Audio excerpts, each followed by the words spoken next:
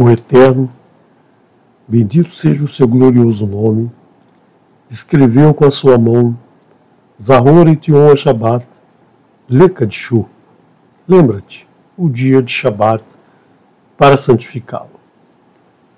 Shabbat Shalom Lekulan, Shabbat Shalom a todos que estão no canal Teshuvah Total, acompanhando mais um estudo semanal da Torá, da porção da Torá. Estudo que a cada semana devemos fazer para entender cada vez mais os ensinamentos do Eterno e aplicá-los no nosso dia a dia. Então é um dia maravilhoso que ele nos diz para lembrar e santificar. Santificar justamente fazer desse dia um dia diferente, um dia de estudo, um dia de meditação, um dia de alegria com a família, um dia de festa. Né? Então essa festa, ela tem essa parte muito gostosa que é o estudo da Escritura, o estudo do ensinamento do Eterno, para que amanhã, a partir do próximo dia útil, o próximo dia da semana, o primeiro dia da próxima semana, a gente esteja afiado com a Torá para praticar no nosso dia a dia. E você vai ver que você vai ter sempre oportunidade de praticar o ensinamento que você recebe no Shabat. Se você realmente abrir o seu coração e receber essas palavras dentro dele, você vai ter a condição, a capacidade de praticar isso, que é muito simples, muito fácil, não tem nada de difícil. Não é porque a gente está ensinando aqui no canal que você vai estar aprendendo, mas é porque você abre o teu coração e o Eterno fala a você. Não são as minhas palavras, a minha voz, que é uma voz ruim, uma voz chata, uma voz monótona, eu sei disso, mas é a voz do Eterno que fala no teu coração. Então vamos iniciar essa porção que é uma porção, no meu entender, uma porção que é um divisor de águas. É a partir dessa porção que a gente vai aprender como devemos fazer para não errarmos, não termos o mesmo fim que teve aquele pessoal, aquelas pessoas lá no deserto de Parã. Então, eles cometeram um erro, mas esse erro não é para a gente ficar aqui julgando se eles fizeram errado, por que eles fizeram isso, por que eles não fizeram de outra maneira, que idiotice foi fazer isso, eles não deviam ter feito isso, se eles não tivessem feito isso, o mundo hoje seria diferente. Mas é importante a gente lembrar que a Torá ela não está preocupada em levantar o erro deles simplesmente por levantar. Ela busca com esses erros dos nossos pais, Abraão, Isaac, Jacó, desde Adão, desde Adão nós temos isso. Nós vamos aprender com esses erros e não vamos cometer os mesmos erros. A Torá podia muito bem falar só do que foi bonito, do que eles fizeram correto, do shalom que eles receberam por ter feito tanta coisa boa, e esquecer, como muitos esquecem muitas vezes, de comentar os erros. Mas os erros são importantes porque a gente aprender com os nossos erros é muito bom, é um sinal de inteligência, mas a gente aprender com o erro dos outros é sabedoria, é ir mais além. Você vê que o sujeito lá fez alguma coisa errada, você faz diferente para fazer certo. Na ciência a gente tem muito isso. Você faz a mesma coisa da mesma maneira, você obtém o mesmo resultado. Então vamos fazer um pouquinho diferente para ver o que acontece, para ver se a gente descobre alguma coisa nova. É assim que a Torá nos traz esses ensinamentos. Então vamos lá, a porção, abre o teu coração para ouvir a palavra do Eterno, e também abra o livro de Bamidbar, o livro de Números, na porção, no capítulo 13, o 13º capítulo, que é justamente o capítulo que vai nos trazer essa porção. Porção Shelah Lecha. Shelah significa envia, envia porque é a ordem que o Eterno vai dar para Moshe, como nós vamos ver aqui, eles estavam atravessando o deserto e o Eterno diz para Moshe enviar homens para reconhecer a terra. E se você é como eu, se você ficou afastado muitos e muitos anos da Escritura, você não entende muito bem o que é essa história dos 40 anos. Né? Todo mundo conhece a história dos 40 anos no deserto, mesmo aqueles que nunca ouviram falar da Bíblia. Né? Muita gente fala, 40 anos no deserto, aquela história de Moshe, né, que foi lá, andou pelo deserto, o povo todo ficou perdido no deserto 40 anos. Aí você imagina assim, né, como é que alguém fica perdido num deserto 40 anos? Né? Se ele estiver sozinho, ficou numa ilha deserta, né? Até pode ser, mas milhares, milhões de pessoas estavam lá naquele momento. Como é que se perderam? Será que eles...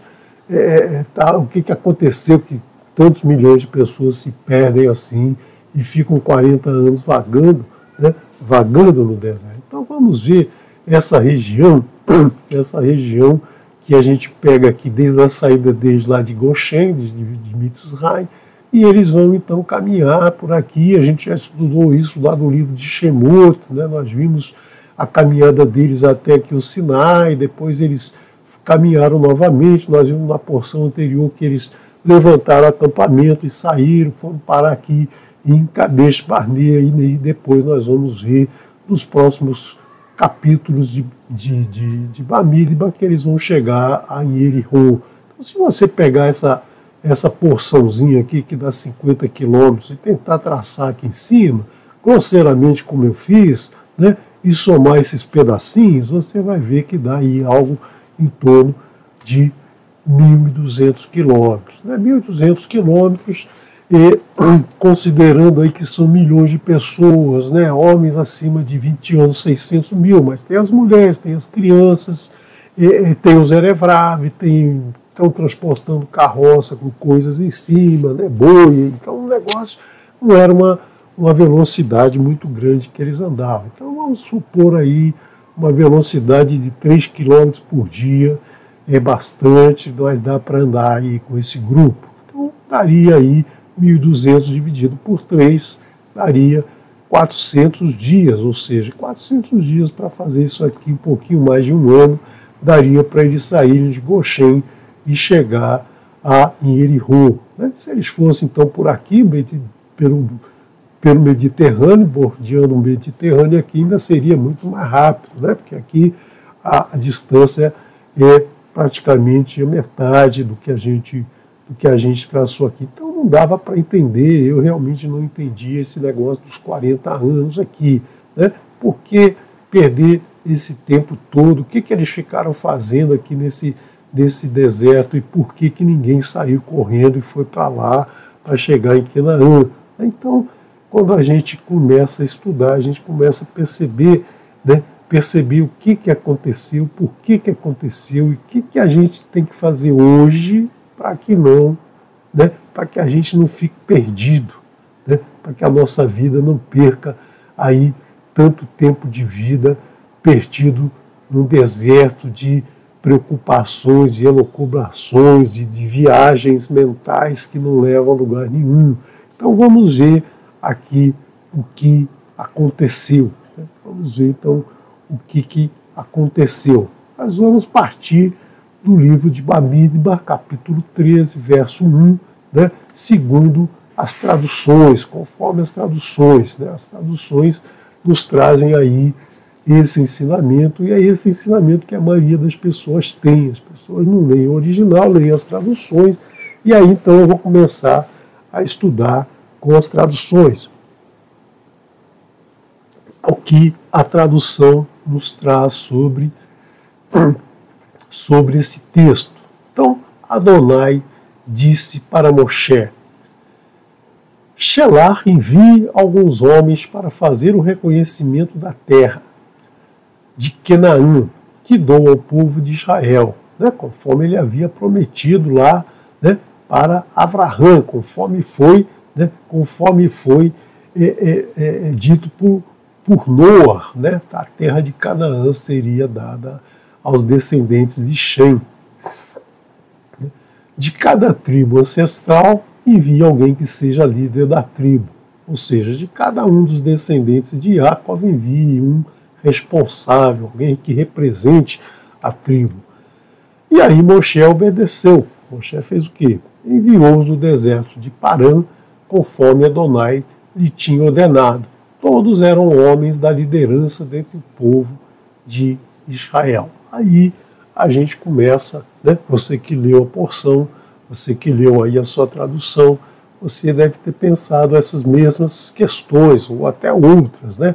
Você deve ter pensado, por que Adonai mandou Moshe enviar homens para verificar lá se aquela rota era melhor, né? Será que ele não sabia qual era a melhor rota que ia de Kadesh Barnea para a terra de Canaã? Será que ele não sabia qual era o melhor caminho? Será que aquele caminho todo ele havia esquecido? Porque ele dividiu os continentes, existia somente um continente, no Mabu apareceram vários continentes, e aí certamente a Terra se desconfigurou e ele já não lembrava mais esse caminho. Será que foi isso que aconteceu? Será que ele não sabia qual era esse caminho?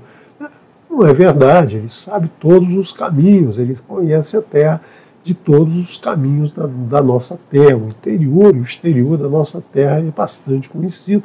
Ele criou todo o nosso planeta. Então, não dá para entender por que ele fala isso para Moshe.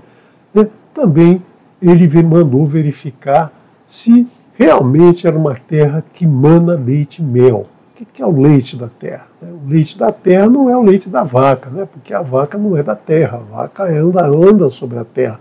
Mas o que vem da terra é o vegetal, né? O vegetal que tira lá os minerais do solo e coloca no fruto, né? Faz uma composição química orgânica lá que traz um alimento para o ser humano. E o alimento básico é o grão, a semente, né? Essa semente que, quando está terra, quando está nova, você espreme lá, você sai um líquidozinho branco semelhante ao leite da vaca, ao leite da ovelha, o leite da cabra, da camela, né? De todos os mamíferos, o leite da mulher, né? Que sai, todos os mamíferos produzem esse leite branco, né? Porque, né? Então, essa comparação que ele está fazendo, e o mel que é o produzido pela abelha. Mas o mel que sai da terra não é o que vem do animal, né? É um mel que é o fruto da terra, né? A semente e o fruto, que são o alimento que ele nos deu. Então o mel é justamente o fruto da terra de Canaã, fruto que é a tâmara, né? A tâmara que é doce, o último fruto produzido durante o ano na terra de Israel. Então aí essa comparação, né, que ele já fez lá atrás, que ele já disse lá atrás, no livro de Shemot, ele já nos diz aí que essa terra era a terra Eretz, né, a terra Eretz Zavat Halav Devash, a terra que mana leite e mel, a terra que sobeja leite e mel, ou seja, há fartura de alimento nessa terra. Então, para que vai mandar o homem verificar isso? Será que ele esqueceu que ele já falou isso? O Eterno não esquece, o Eterno não esquece nada, né? Então, será que ele está armando uma pegadinha aqui para os homens irem lá e procurar e ver realmente, e falar, nós vimos realmente, é isso aí, né? Como nós vamos ver que eles vão fazer? Por que ele mandou verificar quais eram esses povos? Né? Que povos habitavam essa terra? Quem estava lá? Ele já tinha dito, mas será que algum sumiu, outro apareceu? Né? Ele já tinha dito isso. Nós vimos lá no livro de Shemot, capítulo 3, logo no início, na primeira porção, nós vimos lá no verso 8, que diz assim: Vairchet lahatzilo miyad Mitzrayim, e desci para salvá-los da mão dos egípcios. Uleha alotó min haaretz hachi el eretz tová, né, para tirá-los dessa terra e levá-los para uma terra boa, né? Tová, uma terra boa. O rei Havá El Eretz, e uma terra ampla, a terra Zavat Halav Udevash, a terra que mana leite e mel. Né? El Makom, um lugar Hakenani, do cananeu. O Hiti, do Hite, né? Do Hiteu. Verra Emori, do Emoreu. Né? O Harivi, do Rivi. E Verharivuzi, e do Evuseu, né? O povo lá da terra de Jerusalém. Né? Então ele já sabia isso, ele já não precisava estar se preocupando. Valmar Alechem Etchem Me Ani Mitzrayim, e disse a vocês que os tiraria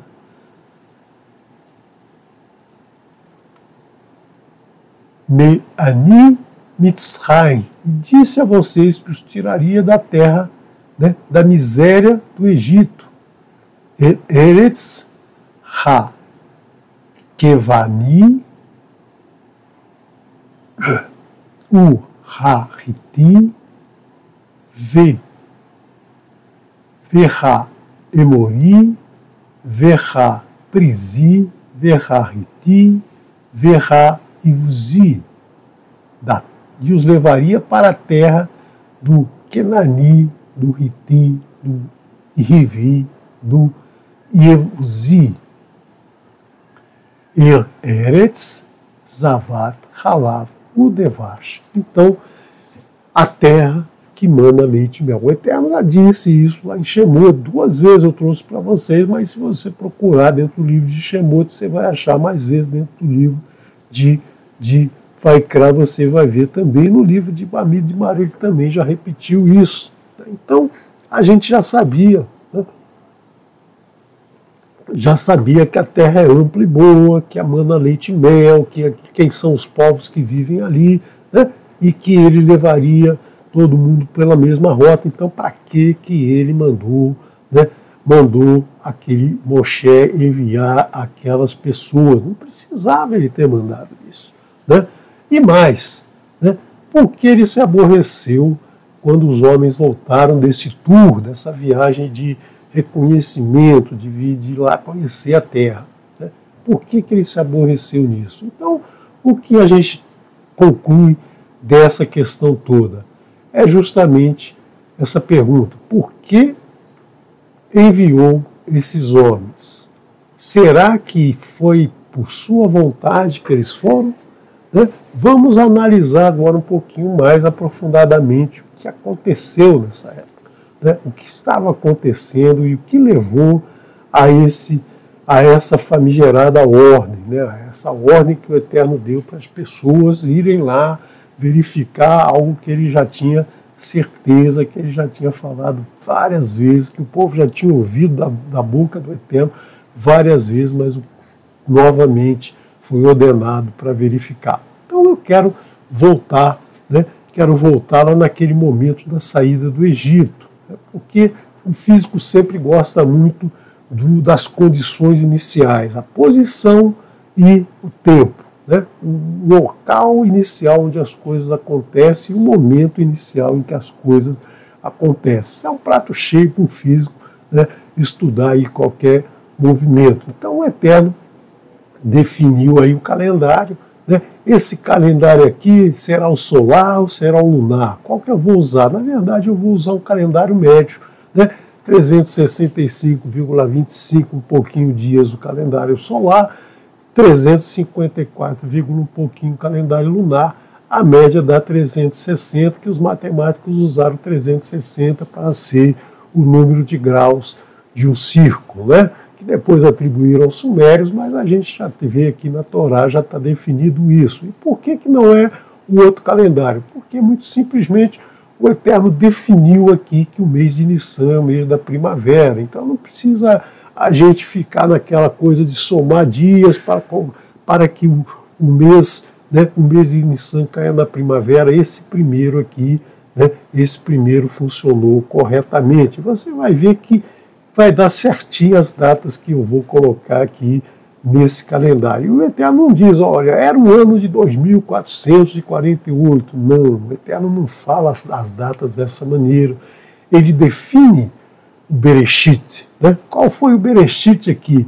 Foi exatamente o Erev do dia 14 para o dia 15. Né? O Erev do dia 14 para o dia 15, como nós vemos lá em Shemot 12:37. Né? Nesse momento o Eterno diz, é agora que o pessoal vai sair. Então, a partir desse momento que todos vão sair da terra de Mitzrayim, orientados pelo Eterno, e vão sair da idolatria, da servidão. Né? Então, essa data é estabelecida como Pêssar. Então, esse é o ano 1. Né? Começou aqui, tudo que se viver nesse ano será vivido no ano 1. O primeiro aniversário vai ser a volta nesse mesmo lugar. Então, nós temos aqui essa definição. Por isso que o Eterno vai dizer em muitos momentos, no primeiro dia do segundo mês do segundo ano, no primeiro dia do quinto mês do 40º ano, ele não vai dizer o ano 2448, 2488, não. O nosso calendário, 5.784 que nós vivemos hoje, é definido por nós. O Eterno não definiu isso em nenhum lugar na Torá. Existe 6.000 anos, 13 bilhões de anos, nada disso. O Eterno diz, né, a partir do Bereshit, a partir do princípio daquela contagem de tempo. Né? É esse Bereshit que a gente precisa ter em todo momento da nossa vida, nosso início da nossa contagem do tempo na caminhada, do caminho do Eterno. Então eles saíram daqui no dia 15, né, e andaram 47 dias. Aí como é que eu achei 47 dias? Porque muito bem, eles vieram contando dia a dia, né, 50 dias, Shavuot, né, até chegar no 50º dia, como ele nos dá no livro de Vaikra 23:21, Shavuot. Vocês vão contar um dia, né, um dia a partir do dia seguinte da saída, né, de Mitzrayim. Então vai ser chegar aqui 47 dias, vai ser exatamente o dia 3, porque no dia 6, né, no dia 3 ele vai dizer, limpem, se purifiquem, lavem suas vestes, porque no dia 6 de Sivan ele vai nos entregar, né, a sua cerca Devarim. E aí ele começa a falar, e aí o que o povo faz? O que faz até o dia de hoje? Não, pera, não fala não está dando para entender, né? Tá muito difícil, está muito duro. Moshe, vai lá, ouve e nos transmite. É isso que as pessoas fazem até hoje. Não, eu não quero ouvir a palavra do Eterno diretamente, eu quero que tenha um intermediário, né? Eu quero que tenha um intermediário que vá lá, rumine as palavras e me traga as palavras já num resumo, né? Um resumozinho, que aí é mais fácil para eu entender. As pessoas não querem ouvir a palavra do Eterno diretamente da boca dele, querem lá que um líder, né, um representante traga essas palavras. E Moshe então sobe Horeb, né, no dia 6 ele sobe lá o Horeb e depois, né, recebe lá em cima muitas instruções e recebe duas placas, né,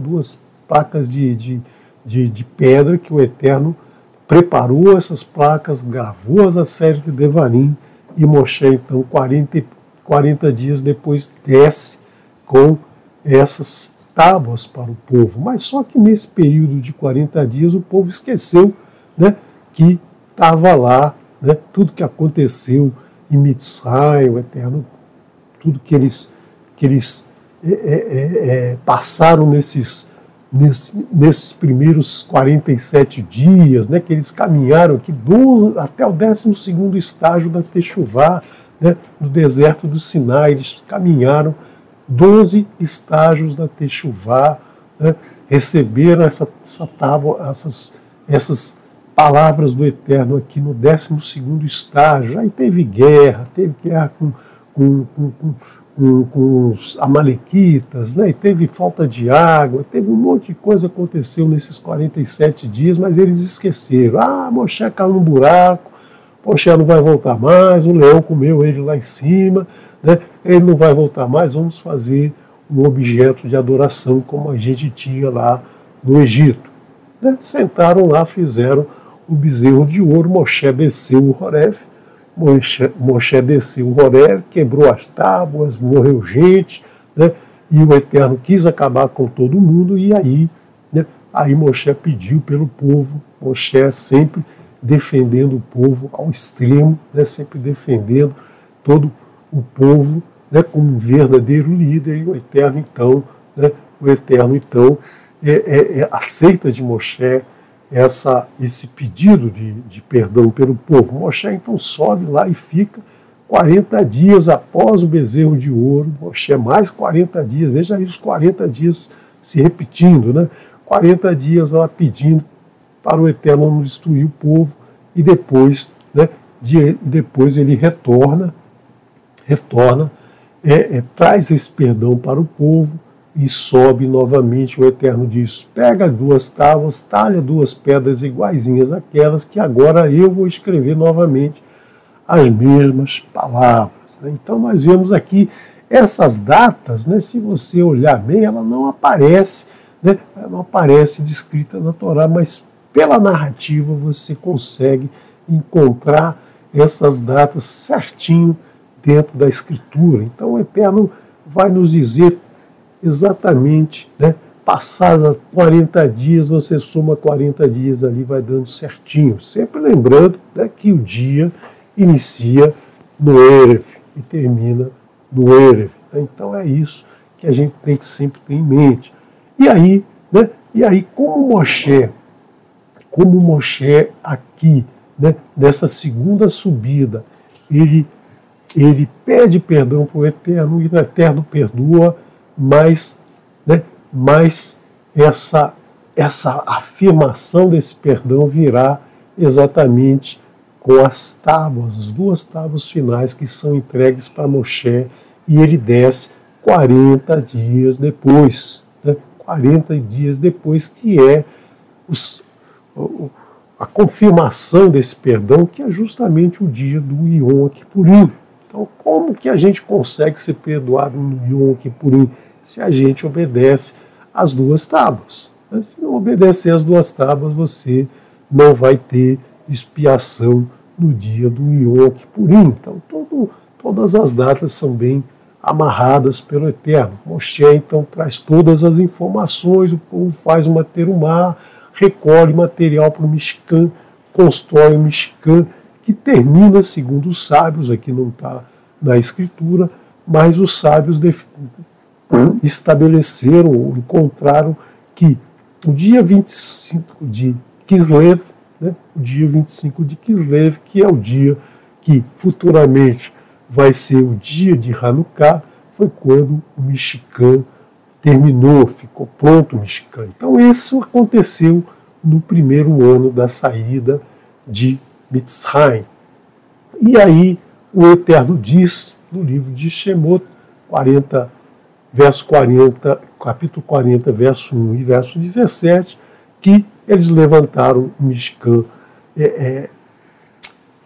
3 meses após a sua construção, e passou então o Mishkan a cumprir as suas funções a partir do dia 1º, né, 1º de Nissan, do 2º ano da saída de Mitzrayim. Então Moshe foi lá, ungiu todos os itens do Mishkan, ungiu os sacerdotes, e os sacerdotes ficaram lá durante 7 dias, e no 8º dia, né, o Mishkan então estava pronto para ser aberto para todos, e as 12 tribos então ofereceram presentes, né, presentes ao Eterno, né, 12 bezerros, né, 12 bois, aliás, e 6 carros de boi. Né. Então, isso nós vimos aí na porção Bamidbar, nas porções seguintes, nós vimos tudo o que aconteceu aí nesse período. E aí, em 1º do 2º mês, no dia 1º do 2º mês do 2º ano, o Eterno mandou fazer o censo de todas as tribos que tinham então saído de Mitzrayim, chegado aqui nesse lugar, nessa terra, no Sinai. Né? Então nós estamos parados aí um ano praticamente, né? Vai completar um ano no dia 3 de Sivan, vai completar um ano que eles estão parados no 12º estágio da Teshuvá. Né? E aí o que acontece? Que acontece no dia 20 do segundo mês, a nuvem partiu do Sinai.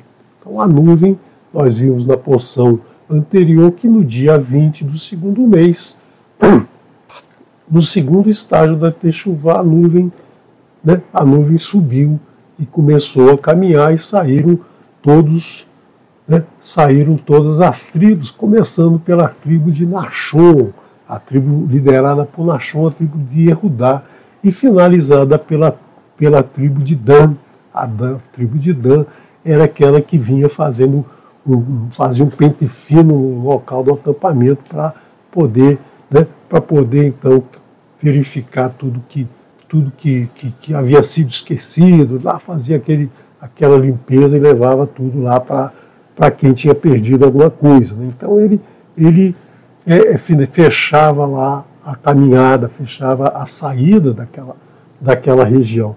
Mas esse povo ficou acostumado nesse período aí, ficou acostumado a ficar no bem bom, né? Ficar ali paradinho e tal. Quando começaram a caminhar, ficaram cansadinhos. Ah, Moshe, está muito devagar isso aqui, Moshe.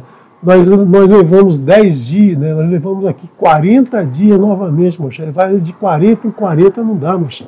Está muito devagar, nós precisamos correr com isso, nós precisamos ir logo para essa terra prometida. Não dá para a gente ficar tão devagar. Começaram a reclamar, como eles já vinham reclamando, né? Como eles já vinham reclamando desde a saída do Egito, com medo lá dos egípcios, depois o mar de água na frente deles, lá que eles tinham medo de morrer, depois a água que ficou amarga, depois os amalequitas, enfim, várias coisas foram acontecendo e eles estavam aqui já cansados, desesperados, e aí o povo reclama com quem? Com os seus líderes. Né? Os líderes reclamam e os líderes vão lá falar com Moshe. Então, vamos ver aqui o que acontece, né? Porque nesse capítulo 13 não está escrito o que acontece, esses bastidores não aparecem, né? Essa conversa aí dos representantes do povo com Moshe não acontece, não aparece, né? Mas a gente só vai ver isso lá no livro de Devarim, quando Moshe vai nos contar o making of, né? Como tem nos filmes atuais, né? Tem uma cena lá que o sujeito corre, pula um muro, aí não consegue. Aí no final eles mostram, o cara caiu 2, 3 vezes, depois conseguiu. Então, você não viu isso no filme, mas você vê isso no making of, né? A pessoa esqueceu a fala, né? Então sempre tem esse making of para mostrar exatamente o que aconteceu.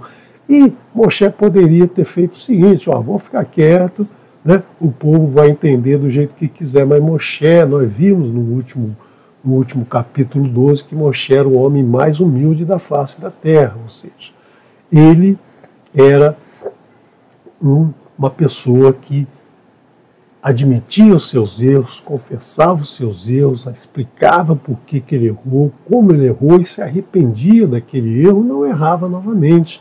Então, ele tinha dentro de si essa pureza que nós temos que conquistar dentro de nós, que nós devemos, né, ter isso dentro de nós, essa pureza de não colocar a culpa nos outros, porque é muito comum o ser humano, desde Adão, lembra de Adão? Né? Comeu o fruto, o Eterno falou, você comeu o fruto? Quem disse que você estava nu? Você comeu o fruto? Eu disse para você, não, foi a mulher que você colocou para mim, ela mandou eu comer, eu comi. Jogou a culpa para Ravá. Ravá, você fez isso? A Nahash, né? A Nahash falou que eu podia comer, que não tinha problema, ou seja, o ser humano tem essa característica dentro dele desde o nosso pai Adão, né, que é justamente não querer assumir a culpa. Isso é algo que nós temos que desenvolver. Nós erramos, nós temos que assumir os nossos erros e não colocar a culpa em Satã, não colocar a culpa no Eterno, né? Que é muito comum as pessoas fazem isso. Ah, não, isso está acontecendo porque é obra de Satã. Ah, isso está acontecendo porque é a vontade de Deus. Né? As pessoas falam isso, criaram esse slogan, é a vontade do Eterno. A voz do povo é a voz de Deus. Na verdade, a voz do povo é a voz do povo, mais nada. Né? A voz do povo é a voz do seu líder, né? Mas não do Eterno. O Eterno, ele não dá essa prerrogativa para o ser humano. O ser humano errou, né? O Eterno viu que ele errou e vai trazer as consequências, mas ele não pune o ser humano, né? Não pune o ser humano que errou naquele momento. Ele vai avaliar, ele vai analisar, né? Ele não vai isentar do erro. Né? Ele pode até dar um tratamento diferenciado para os erros, mas o erro nunca vai ser esquecido.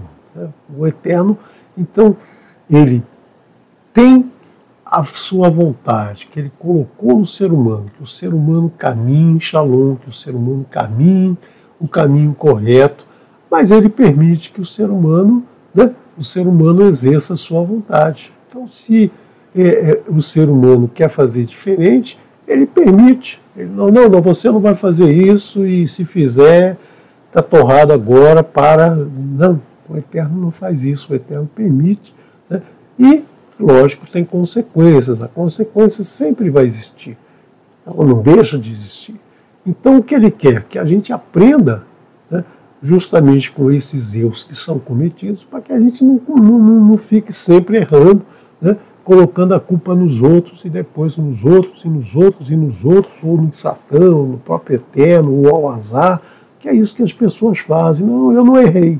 Quem errou foram os outros. Os outros erraram e eu fui na onda. Ou então com essa história de que a voz tá ruim porque o Eterno quis assim, né?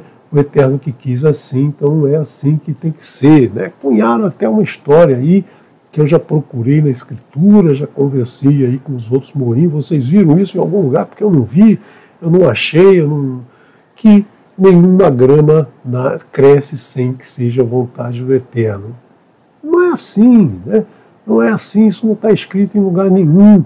O Eterno sabe tudo o que acontece, né? Mas nós temos autonomia para agir. Ele nos deu autonomia para agir, para escolhermos se queremos ir por um caminho ou por outro. Né? Então, nós vamos ver aqui, né? O que aconteceu e não nos contaram. Né?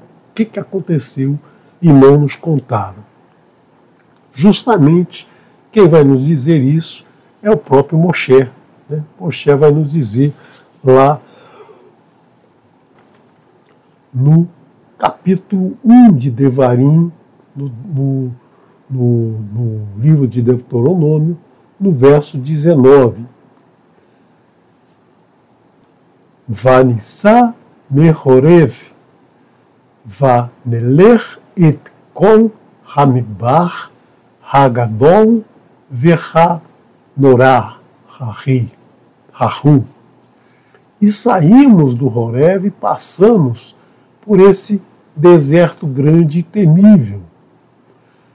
Asher reitem, que vós vistes, derech har haimori, a caminho da montanha do Emori, kashertz va Adonai Elohenu, otano, conforme nos ordenou Adonai, nosso Elohim. Vanavô ad Kadesh Barnea, e entramos até Kadesh Barnea, ou seja, chegaram aqui nesse lugar, né, nesse 15º estágio da Teshuvá. Vaomar alechem, batem ad har haemori, asher Adonai Eloheinu noten leno. E vos disse entrastes até a montanha do Emori, que Adonai, nosso Elohim, nos dá.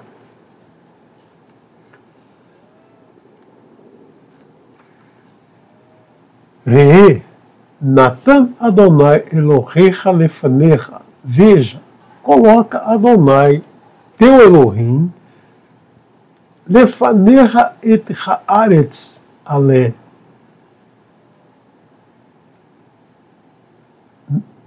A terra diante de ti. Ale resh, kasher diber Adonai Elohei, avotecha lach, al chira ve'el techat. Conforme falou Adonai, o Elohim de teus antepassados, dos teus pais, para ti, e não tema e não te rebaixes, ou seja, não se sinta inferiorizado por assumir essa terra, não se sinta temeroso de alcançar essa terra, né? Tirat, na palavra irat, né? A palavra irat, não tema essa terra, não tema conquistar essa terra e não tema e não se rebaixe pelo que você vai encontrar, porque o Eterno está do teu lado.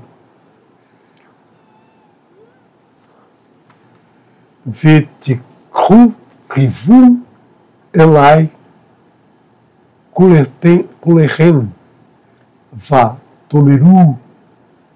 E todos vós aproximastes de mim e disseram: Noshlecha anashim lefanenu vairepru lanu et haaretz ve yashivu otanu davar et ha derech asher naale ba ve et ha arim asher navo alehem. E todos vós se aproximaram de mim e disseram: enviemos homens à nossa frente e espionem, né? Espionem, daqui vem a história dos espias, né? A história dos espias que vai ser associada lá com a palavra tur, mas eles pediram a Moshe que enviassem homens que fossem lá espiar para nós a terra e retornem com um relato, uma davar, uma palavra, um relatório, um diário de bordo, um diário da viagem, né? Do caminho que nós subiremos, né? Nós subiremos nele, nós subiremos esse caminho, nós iremos por esse caminho. E as cidades que nós entraremos nelas, as cidades que nós vamos entrar. Então vamos lá mandar os homens para verificar isso, né? Então veja aí, né? Veja aí que foram esses homens, esses líderes que falaram com Moshe. E aí o que Moshe fez? Moshe devia estar muito chateado com esse pessoal. Moshe devia estar cansado de estar lidando com aquele povo que era intransigente demais, reclamando demais. Então Moshe faz o quê? Vaitav beinai hadavar. E boa aos meus olhos foi a palavra. Vaikar michem shenem, e tomei de vós 2 assar, né? Tomei de vós 12 anashim, 12 homens, e Sherad, um homem lá, Shavet, um homem por tribo, um homem representando cada uma das 12 tribos. Então, né, tem mais ainda, né? Tem mais ainda do relato de Moshe, do making of, né, dos bastidores. Vaifnu va'alu hahar vayavu ad nahal Eshkol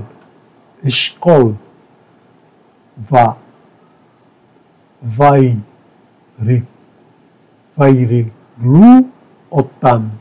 E foram e subiram a montanha e vieram até o riacho Eshkol, e o espiaram. Então foram lá, subiram a montanha, né? Examinaram o local todo, subiram a montanha e foram até o riacho e espiaram esse riacho. Vai korru be yadam mi pri haaretz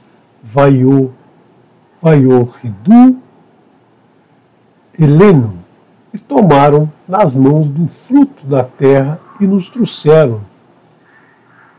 Vai chuvu, e nos trouxeram otano, e trouxeram para nós esse fruto que eles encontraram aqui no riacho Eshkol. Vai chuvu, otano, e trouxeram para nós tavar, um relato,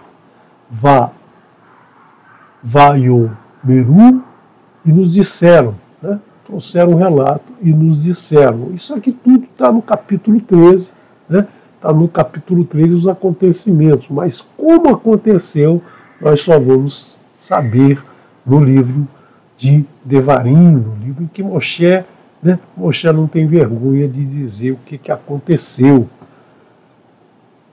Tová haaretz asher Adonai Eloheinu notan lanu. Boa é a terra que Adonai, nosso Elohim, nos dá. Ou seja, foram lá para quê? Né? O Eterno já disse isso, foram lá verificar que a terra era boa, né? A terra era boa conforme eles já tinham ouvido do Eterno. Então, para que foram lá?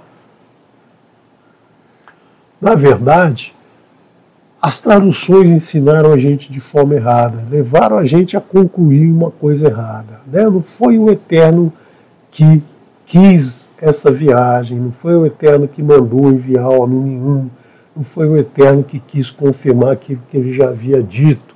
Ele apenas concordou com Moshe. Moshe viu isso tudo aí, o pessoal reclamou com ele, não, então vamos fazer isso. Aí Moshe falou, pô, legal, vamos fazer isso mesmo.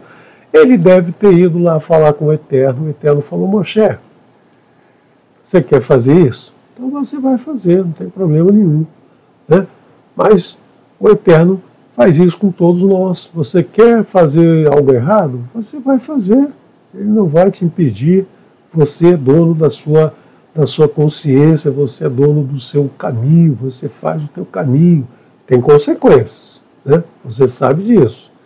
Mas você quer fazer, ele vai deixar você fazer. Você não quer seguir a orientação dele, você não segue a orientação dele. Mas você tem responsabilidades com isso. Né? Isso é importante que a gente tenha sempre em mente. É isso que é importante a gente aprender nessa porção. O Eterno deixa fazer, mas você tem consequências. Ele não vai te impedir. Né? A vontade dele é que você não passe por isso. Mas se você quer, ele permite. Né? Então, há uma diferença entre o que ele quer e o que ele permite que a gente faça. Né? Então, ele quer que a gente viva em Shalom.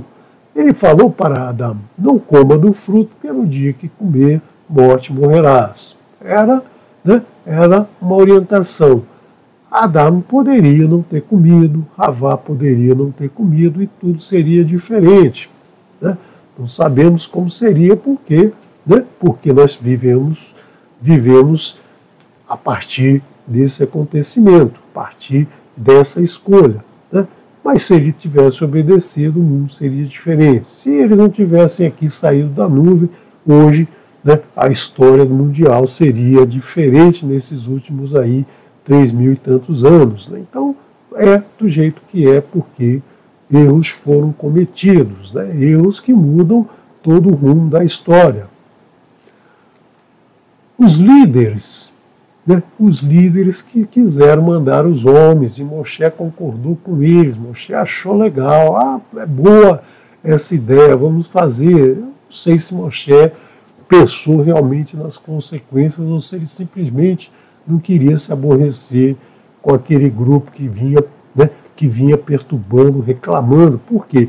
Porque o grupo, né, os líderes ouviram o povo reclamando e aí, né, eles entraram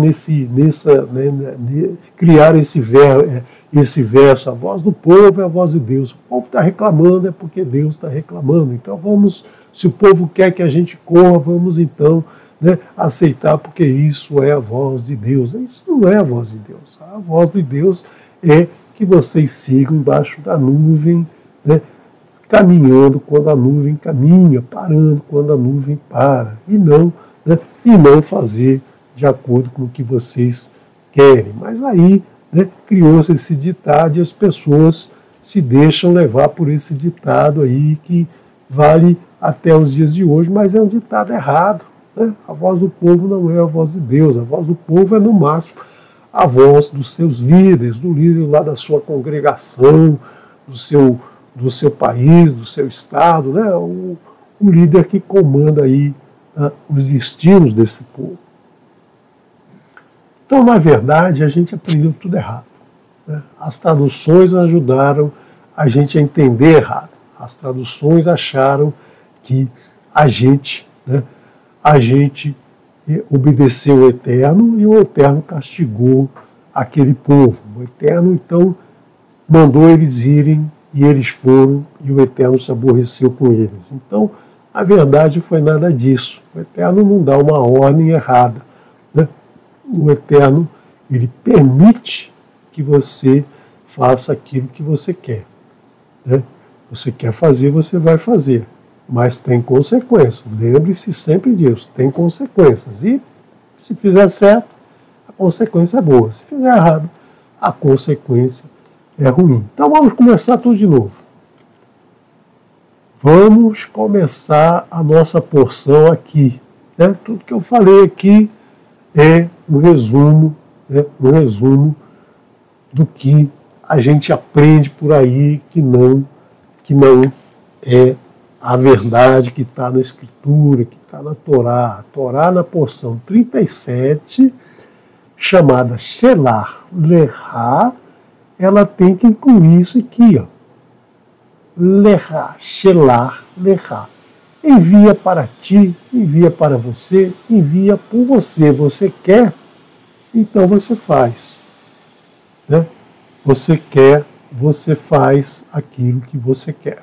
Então o Eterno permite que se faça. Então vamos ver, né? Vamos ver a porção agora no hebraico.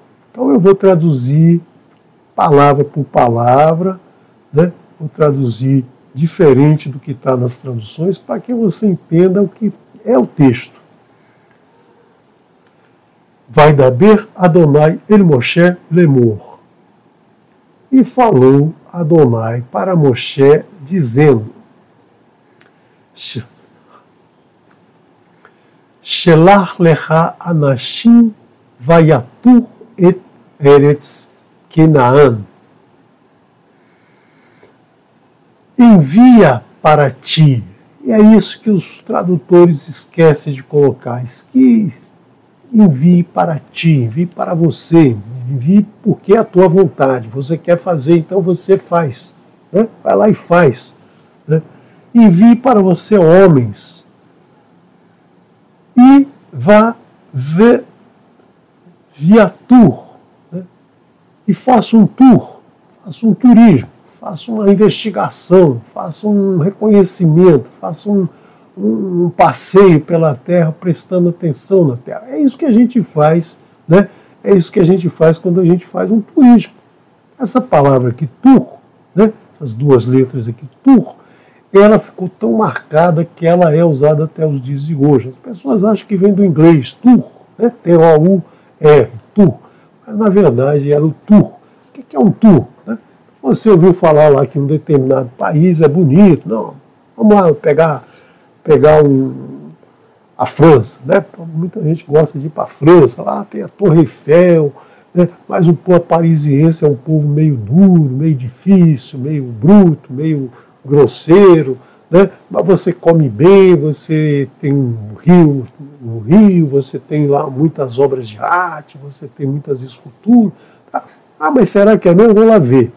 Você vai lá, passeia, vê a torre, vê o rio, vê as obras de arte, mas você não compra um terreno, você não planta uma vinha, você não monta um negócio. Por quê? Porque você vai ficar lá poucos tempos só conhecendo para ver se aquilo que te disseram é isso mesmo. Né? E às vezes você volta com uma impressão diferente do que te disseram. Né? Então essa palavra tour, ela ficou, por quê? Ficou uma marca dessa situação, desse evento aqui, que foi um evento muito ruim. Né? Então é esse evento, essa palavra ficou. E é uma das palavras que são conhecidas no mundo inteiro. Existem palavras que são conhecidas no mundo inteiro, apesar de que muitas vezes existe a palavra no vocabulário local, né? Por exemplo, hotel. Né? Qualquer lugar do mundo que você for, às vezes tem um nome diferente, mas a palavra hotel, né? A palavra hotel é uma palavra que é conhecida no mundo inteiro. Você sempre vai achar um lugar para dormir se procurar um hotel, um táxi. Né? Táxi é uma palavra também que se usa em todos os países, na Rússia, na China. Né? Existe a palavra local, mas existe essa palavra que é conhecida mundialmente. Tour é outra palavra conhecida mundialmente. Fazer um tour, fazer um passeio, um reconhecimento, né, sem nenhum compromisso, você não vai morar lá, você não vai comprar casa, você não vai montar um negócio, você vai simplesmente conhecer. Et haaretz, et eretz, Kenaan, asher ani noten livne Israel, Isherad lemate, Avotav, Tosh lehu kol Nessi Bachem, a terra de Canaã que eu dou aos filhos de Israel, o Eterno que dá essa terra para os filhos de Israel. Então ele diz, vai lá conhecer a terra que eu dou para os filhos de Israel. Um homem por tribo, ou seja, ele está bem definido aqui que não são dois, né? Não tem uma tribo que vai mandar dois, é um homem por tribo. Cada tribo vai mandar um homem. Enviem todo chefe do meio deles. Quais são esses chefes? Ora, são aquelas pessoas que Moshe estabeleceu para grupos de 10, de 50, de 100, de 1000. Né? Moshe tinha definido isso lá atrás com o Itrô. Então ele definiu grupos de 10, grupos de 50, grupos de 100, grupos de 1000. Pessoas, né, que tinham já uma certa idade, que tinham uma responsabilidade, que sabia conhecer os problemas do povo, que sabia conhecer lá o seu grupo, que sabia... É um representante de cada um, não é um qualquer que não conhece ninguém, que não sabe ninguém, que não sabe quais são os problemas do povo. Então, eram pessoas que tinham responsabilidade, eram líderes desse povo. Então, isso é importante a gente sempre, né, sempre lembrar. Vaishilar otam Moshe mimidbar paran alpi Adonai kulam anashim bnei Israel chema. E os enviou Moshe do deserto de Parã pela ordem de Adonai, ou seja, ele consultou o Eterno falou, então envia para ti, Shelar Lechá, o Eterno autorizou, né? O Eterno autorizou, por quê? Porque as pessoas têm lá suas decisões e chegam para o Eterno e falam, eu quero fazer isso. O Eterno vai falar, não faça. A pessoa vai deixar de fazer? Né? Na sua casa, você fala para o seu filho, ó, não pode fazer isso. Ele muitas vezes faz. Então ele quer fazer, você fala, faz. Né? Você dá a ordem e vai ter as consequências. Se ele fizer errado, vai ter as consequências. É assim no nosso dia a dia, é assim, né, é assim na nossa casa, e o Eterno faz isso conosco. Você quer fazer, você vai fazer. Né? Ele autoriza você a fazer. Mas tem consequências, sempre há consequências. E os homens, então, eram esses chefes. Então vamos ver, né? Vamos ver quem são esses chefes. Vamos ver que não são os líderes, né? Os principais, mas são os chefes que têm uma responsabilidade com o povo. Chefe que tem, né? Que tem um contato com esse povo. Ve'el Shmotan. E esses são seus nomes: Lematen Reuven, Shemua ben Zakur. Então, pela tribo de Reuven, Lemate Shimon, Shafat ben Hori, Lemate Yehudá, Caleb ben Yefuné. Aqui apareceu algo que a gente precisa, né, que a gente precisa entender um pouquinho mais. Porque a gente sabe quem é Yefuné? Sabemos. Né? Sabemos, lá na frente a gente vai ver. A Torá você precisa ler todos os versos, porque lá na frente tem informação de algo que foi dito aqui. Yefuné é um Quenizi, ele não é da tribo de Yehudá. Era um Quenizi que vivia na terra de Canaã, como a gente viu quando o Eterno fez o pacto com Abraão. Ele disse: lá na terra vive o Kenani, o Emori, o Hiti, o Prizi, o Quenizi. Né? Ele vai dizer isso: seus descendentes vão para essa terra. Então, Yefuné não é um homem da tribo de Yehudá. E o Eterno disse que tinha que ser um líder. Mas esse homem, Yefuné, parece que ele se casou com uma mulher da tribo de Yehudá. Então, Caleb não era um Yehudi por parte de pai. Né? E você sabe que na Escritura a descendência se dá pelo pai. Mas ele era um líder, era uma pessoa séria, uma pessoa responsável, uma pessoa que tinha uma competência. E lá no livro de Yehoshua nós vamos ver que ele aqui tinha 40 anos, 43 anos nessa época. Né? Então nós vamos ver que ele era um homem, né? Era um homem capacitado. Por que não foi Nachshon? Nachshon era o representante, o príncipe maior, né, daquela tribo de Yehudá, representava a tribo de Yehudá. Então ele não poderia ir, mas ele podia ter indicado uma outra pessoa. Por que ele então não indicou o seu filho Salmão? Salmão não poderia ir porque Salmão era muito novinho. Né? Salmão, ele vai entrar na terra com Yehoshua. E você já sabe que todos os homens que saíram de Mitzrayim com 20 anos e acima morreram no deserto. Então ele não tinha 20 anos quando saiu de Mitzrayim, senão ele teria morrido, não teria entrado com Yehoshua. Então ele aqui deveria ter no máximo 20 anos. Saiu com 19, passou um ano, tem 20 anos. 20 anos ele ainda é muito novo. Né? Ele está acabando de entrar no exército. Esse grupamento que vai defender esse povo, esse grupamento que vai ouvir a sua nação, a sua tribo, né? Então ele era muito novo, tinha que ser um homem aí com mais de 30, mais de 40 anos. Nós nem sabemos aí se Salmão já tinha nascido. Por quê?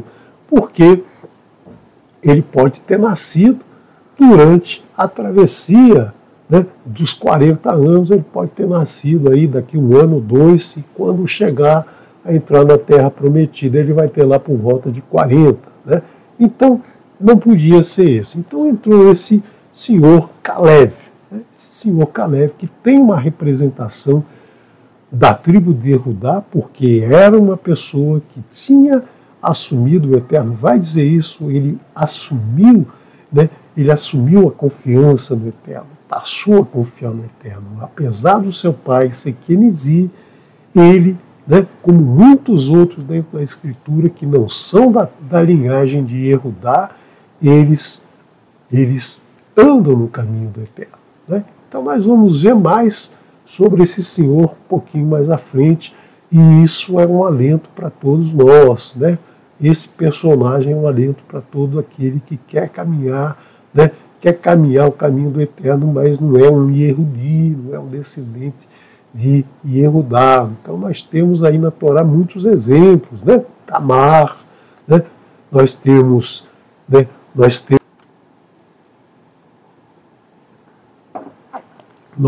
Ruth, né? Então nós temos várias pessoas que não são descendentes, mas porque assumem um compromisso com o Eterno, elas são aceitas pelo Eterno. Então isso é muito importante para todos que estão no caminho de Teshuvá.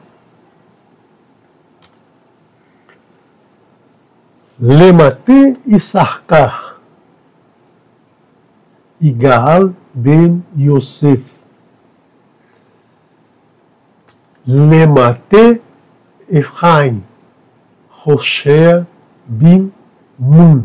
E aqui nós temos duas coisas interessantes. Eu vou tratar da segunda depois da primeira. Hoshea bin Nun. Você sabe que a gente fala Ben, né? Ben é o nome para a tradução é filho. Né? Então por que Hoshea bin Nun em toda a Escritura vai aparecer como bin Nun? Então nós sabemos que Hoshea vai ser mudado o seu nome, Moshe vai acrescentar um Yud nesse nome e vai se transformar em Yehoshua. Né? Hoshea significa, né, a palavra Hoshea, salvação. E o que acontece? Aí eu vou dar aqui a minha interpretação. Né? Existem várias interpretações e nenhuma me convenceu do porquê que chamam bin Nun. Todo mundo fala bin Nun.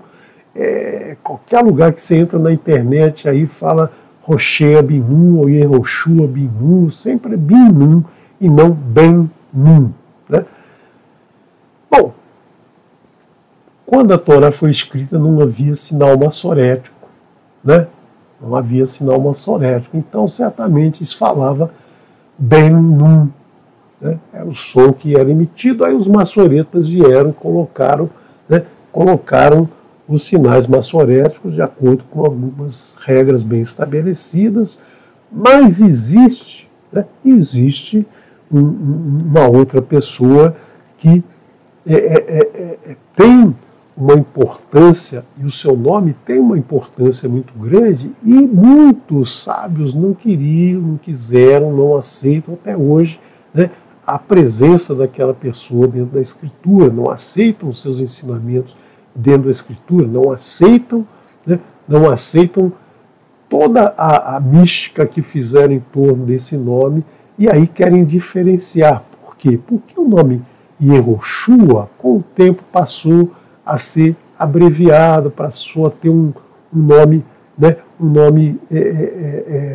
que usa aí um diminutivo carinhoso, né? Yeshua. Né? Então, aí eles querem diferenciar esse Yeshua do Yeshua Hanatsiri, né? Simplesmente assim, Yeshua bin Nun, não Yeshua ben Yosef. Né? No meu entender, essa mudança vem aí, né? Essa forma de pronunciar esse bin Nun aqui vem lá, né? Vem lá dos primeiros maçoretas ou daqueles que quiseram fazer essa diferenciação. Essa é a minha versão, você pode ver as outras versões aí em outros lugares e aceitar a que melhor, né? A que melhor se adapta a você, apesar de que bin ou ben, nós sabemos que Yehoshua teve um papel importantíssimo. Nós já estudamos isso, o livro de Yehoshua aqui no canal, então nós sabemos da importância dele, não quero desmerecer nem um pouquinho a importância dele, mas simplesmente essa questão desse nome, porque certamente você já deve ter pensado, por que é Bin-Nun e não Ben-Nun? Né? Por que isso? Então nós vemos aqui um outro Bin, né? Lemate Binyamin, Parti Ben Rafu. Então aqui nós temos um Bin, né? Binyamin, filho da direita. Então eu acredito que os maçoretas justamente pegaram essa diferenciação aqui, ó, Binyamin, né? Tem aqui nesse verso, aqui nesses dois versos, dá para a gente fazer uma distinção entre Roshea Bin-Nun do Yehoshua Ben Yosef, né? Yeshua Hanatsiri Ben Yosef. Então, quiseram fazer essa mudança. Mas isso não é, né? Não é importante aqui, era só um comentário que eu fiquei pensando muito por que é Bin e não achei nenhuma resposta que me convencesse. E aqui veio Binyamin logo em seguida, e aí, opa, tem alguma coisa a ver aqui com esse Binyamin, né? Lemate Binyamin, que os maçoretas colocando esses sinais aqui, o Bet passando para Vet, né? Então a gente lê Binyamin. Lemate Zevulun, Gadiel ben Sodi. Gadiel, filho do meu segredo. Sodi é o segredo. Lemate Yosef, Lemate Menashe, Gadi ben Susi. Gadi ben Susi. Gadi, filho, né? Filho do meu cavalo, né? Ben Susi, Susi é cavalo, Sus cavalo, Susi meu cavalo. E aí você vê algo interessante aqui, que o Eterno gosta dos detalhes, né? O Eterno gosta de mostrar os detalhes. Lemate Efraim. Efraim foi escolhido por Yaakov como sendo o primogênito de Yosef. Mas para o Eterno, o primogênito é justamente o que nasce antes. Então, Lemate Yosef, a tribo de Yosef, para o Eterno, é a primogênita. Então ele diz, Lemate Yosef, Lemate Menashe. Então nós vemos aqui essa diferenciação, apesar de que nós vamos ter, né, esse elemento Efraim, né, esse Efraim sendo distinguido no momento da ocupação da nova terra, né, no momento em que há uma divisão de reis, há uma divisão das tribos em 10 tribos que são ligadas a Efraim e 2 tribos que são ligadas a Yehudá, e metade da tribo de Menashe para cada uma. Né? Então você vê aí detalhes que vão aparecer lá na frente, que já estão aqui, né? Já estão aqui sendo amarrados. E as 2 tribos que vão ser importantes vão ser exatamente as que são representadas aqui pelos 2 que vão trazer boas notícias lá da terra. Então você vê que a Torá, ela amarra cada situação, cada detalhe, nada, não tem ponta solta, né? Não tem ponta solta aqui dentro da Torá, e a gente precisa estar atento aqui, porque isso vai validando cada vez mais, para você não ter dúvidas, né? Para você não ficar andando no deserto, vagando sozinho, né? Perdido, né? Que você então tem que acompanhar a palavra do Eterno, seguir essa palavra o tempo todo. Então vamos lá. Né? Essa distinção aqui de Efraim e Yosef. Lemate Dan, Amiel ben Gemali, né? Filho do meu camelo, Gemal, camelo, Gamal, camelo, Gemali, meu camelo. Lemate Asher, Setur ben Michael, Michael como o mesmo nome do Malar, né? Mesmo nome do Malar, Michael. Lemate Naftali, Nahvi ben Vagessi. Lemate Gan, Geruel ben Mahi.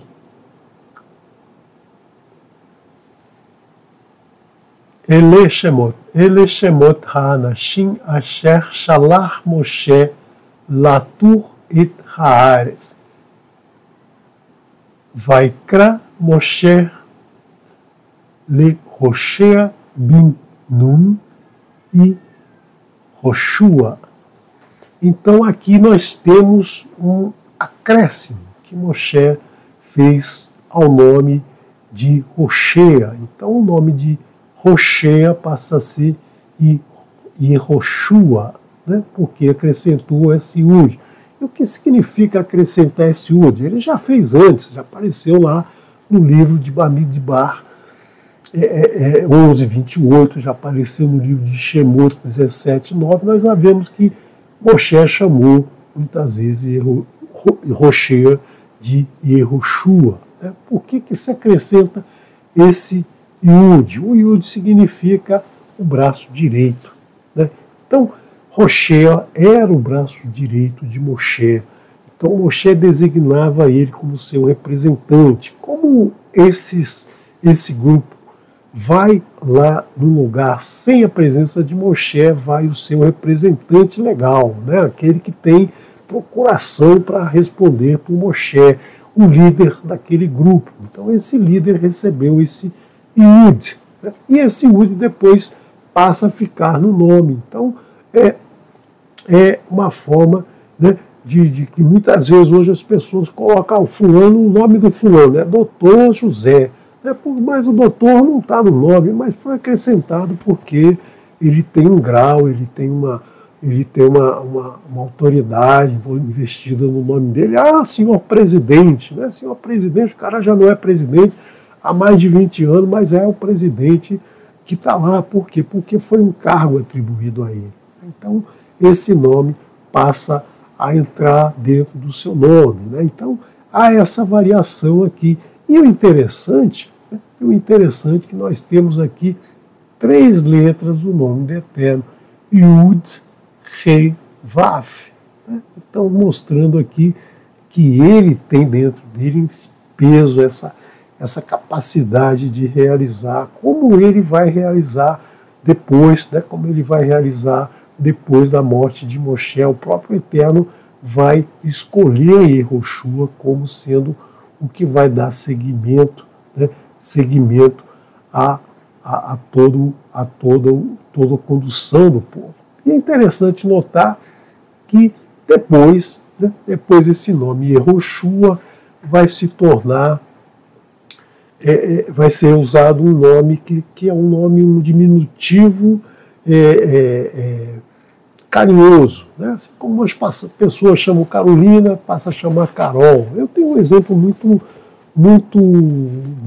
presente na minha vida. A minha mãe, né, de abençoada memória, minha mãe chamava Rachel, né, um nome italiano que se pronuncia Raquel, né, com CH, Raquel, mas tinha um diminutivo, chamava Raquelina, Raquelzinha em português, Raquelina em italiano. E eu cresci sabendo que o nome da minha mãe era Lina, né? Porque depois de um tempo, em vez de chamar de Raquelina, passou a ser Lina. E eu, na minha infância, o nome da minha mãe, Lina. Nunca soube que o nome da minha mãe era Rachel, ou Raquel, né? Só quando precisei usar documento, mas é Raquel ou é Lina? Ficava naquela minha confusão de criança, né? Não sabia exatamente qual era o nome da minha mãe, se era Raquel ou se era Lina, até que me ensinaram e eu aprendi que aquilo era um diminutivo e esse nome ficou. E uma grande amiga nossa da família, que gostava muito da minha mãe, gostava desse nome, teve uma filha e chamou o nome da filha de Lina. Já batizou como Lina, já registrou como Lina. E aí essa menina, né, que já é uma senhora agora, se chama Lina, porque, né, em função desse nome da minha mãe de Raquelina. É a mesma coisa, e Yehoshua passou a se chamar Yeshua. Né? Então, quando nós temos lá na frente, muitos homens se chamavam Yeshua, né? Yeshua Hanatsiri, Yeshua Ben Yosef, passa a ter esse nome, logicamente que vem, né, que vem do significado de Yehoshua, que significa a salvação.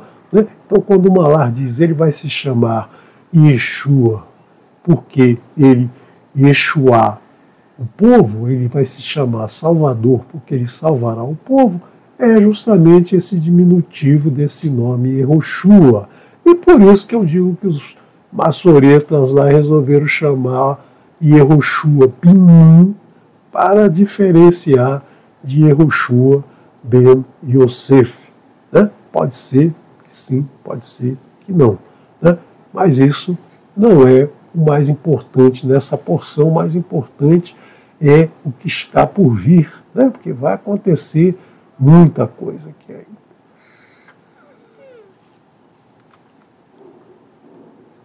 Vaishilach otam Moshe latur et eretz Kenaan, vayomer alechem, alu ze banegev, ve alitem et ha'ach.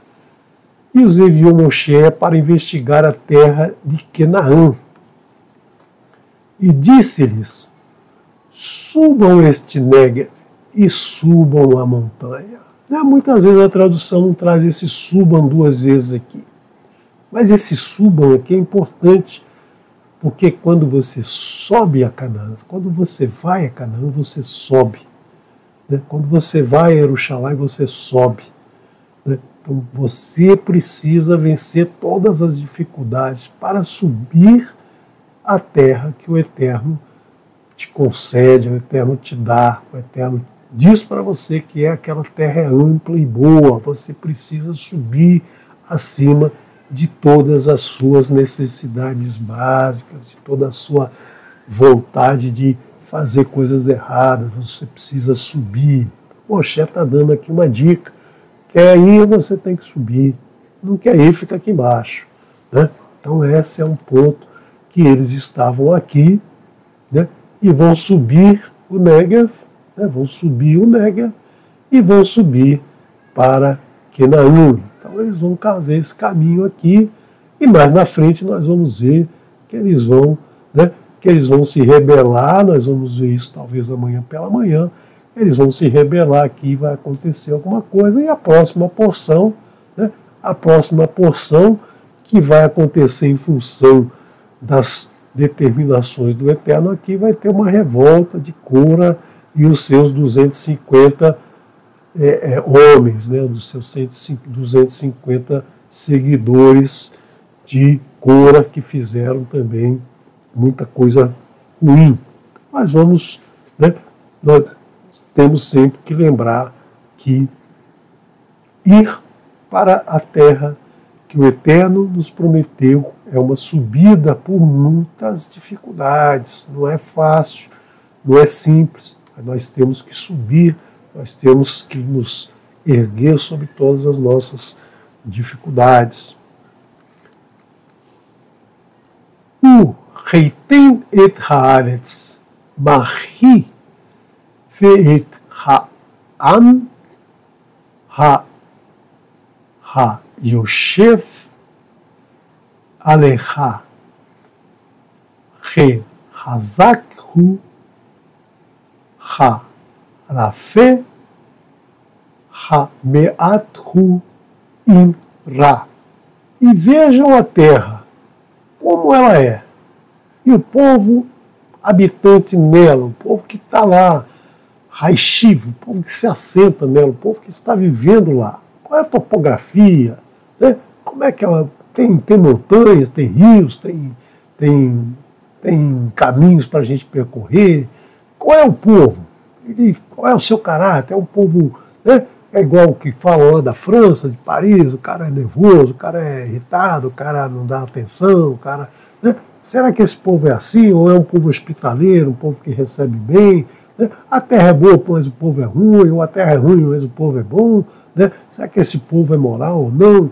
Qual é a sua fraqueza? Qual é a sua força? Né? Será que essa terra vai precisar trabalhar muito? Será que esse povo é um povo que você vai precisar conversar muito, ou um povo briguento ou não?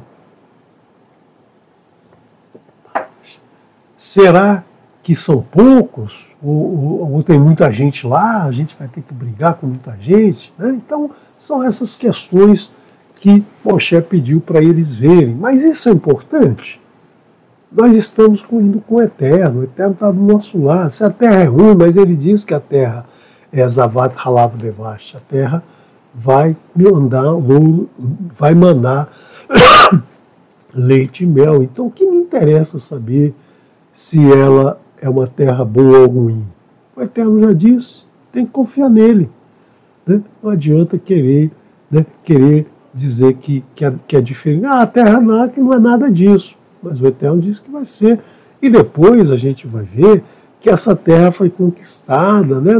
Nesse século mesmo a gente viu, no século passado a gente viu que a terra estava ruim, o povo trabalhou e graças ao Eterno a terra hoje produz, né? Como nós vimos no começo do estudo do livro de Bamidbar, né? tudo que é produzido naquela montanha árida, naquela terra árida, nas montanhas do deserto, tudo que é feito ali no deserto, a produção de alimento que é produzido ali, graças ao Eterno. O Eterno disse isso, o povo hospitaleiro, alegre, feliz. Né? Então o Eterno vai nos... É muita gente, mas o Eterno está nos conduzindo, nós vamos vencer. Então aquele que confia no Eterno vence. Por quê? Porque não é ele que vence, é o Eterno que vence. Não é o cidadão que vai lá brigar, é o Eterno que vai brigar por ele. Então, nós temos vários exemplos na Escritura, né, disso. O Mar Haaretz Asher Hu Ishvu Ba. Como é a terra que eles nelas habitam? Né? Como é que é essa terra? Como é que como é que a terra é? Hatovahi in Ha. A terra é boa ou é ruim? Então, vai produzir ou não vai produzir? Vamos ter condição de plantar e colher ou não? Uma Ha'arim. Como são as cidades? Asher Hu Yoshva. Yoshev. Como são as cidades em que eles habitam? Barená, Ha, Bema, Hanim, In, Bemi, Vetsarim. Eles habitam em acampamentos ou em fortalezas? Será que a gente vai encontrar um povo que vive no campo ou um povo que vive nas cidades grandes, cheias de construção? Né? Porque o caráter do povo muitas vezes não é um caráter, mas a forma de relacionamento do povo é diferente. Um povo que vive na cidade tem uma cultura diferente de um povo que vive no campo. Né? A gente vê hoje aqui nas cidades capitais e nas cidades do interior. Né? Os comprometimentos das pessoas são um pouco diferentes, as expectativas das pessoas são diferentes. Então, como é esse povo? Qual é a cultura deles? Eles vivem no campo ou na cidade?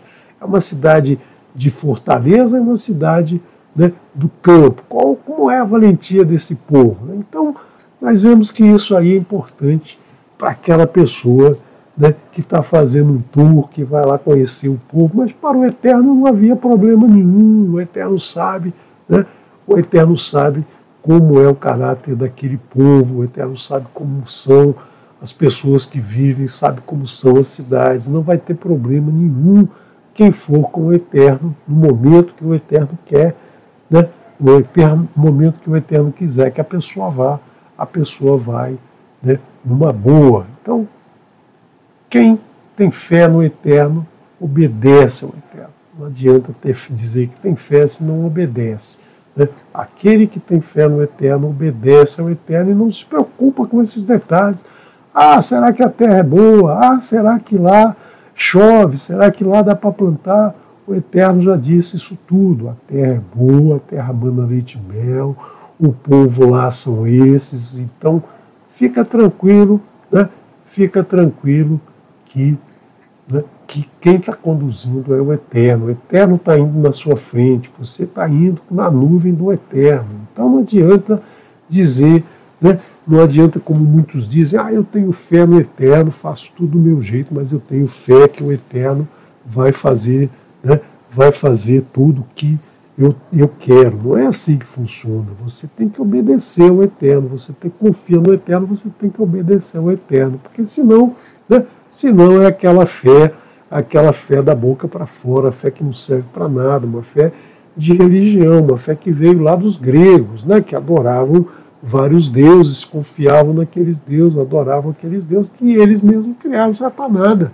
Né? São deuses que não cheiram nem fedem, são deuses que não servem para coisa nenhuma. Então, você não pode, né?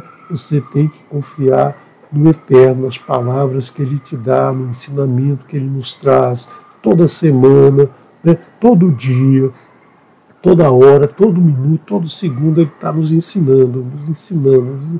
Abre o teu coração que você vai aprender cada vez mais, você vai observar detalhes. Não fique só na tradução, não fique só na palavra do Morim que vem falar aqui, ou que fala em qualquer outro canal, em qualquer outro lugar. Ouça a palavra do Eterno pelo Eterno. Não faça como os israelitas ao pé do Sinai, que falam, Moshe vai lá e ouve e nos traga um resumo, né, que a gente não quer ouvir a palavra do Eterno. Não, queira ouvir a palavra do Eterno. Pare, né? 5 minutos por dia, 10, 20, 30, 1 hora, 2 horas, o tempo que você tiver, ouça a palavra do Eterno, que você vai aprender e cada vez você vai querer aprender mais. Eu fico horas e horas e horas estudando isso aqui e vendo o que quer dizer essa palavra aqui, vou lá no dicionário e busco e ouço o estudo do ano anterior, do outro ano, vejo aqui, vejo ali, até entender um pouquinho, e cada pouquinho que eu entendo é uma alegria imensa. Né? Então vamos continuar, que o tempo não para. O Mar Haaretz, Hashmenahi in Hazah, Ishba Etz in Ain, Vechi Tehazakten u Lekachirten mi Pri Haaretz Vechayanim Imei Bikurei a Navim. Como é a terra? Se ela é fértil ou improdutiva? Novamente, sempre a preocupação, né? A preocupação de ter alimento, se vai ter sustento para o povo. Né? O povo, a gente vai tomar conta daquela terra, será que a gente não vai ter que importar comida? Será que a gente não vai passar fome?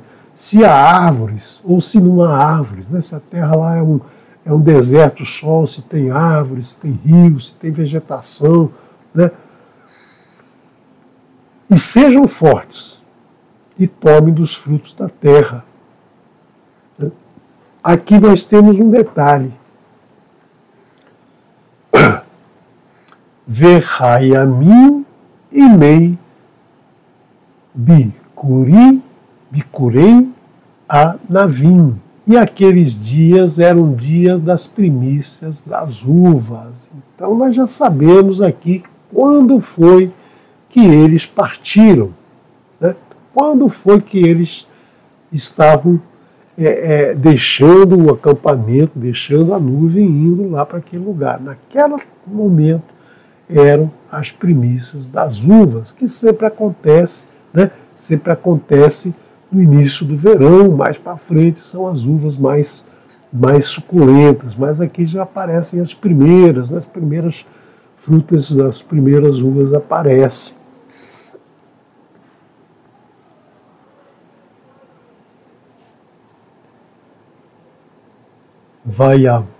Vayavu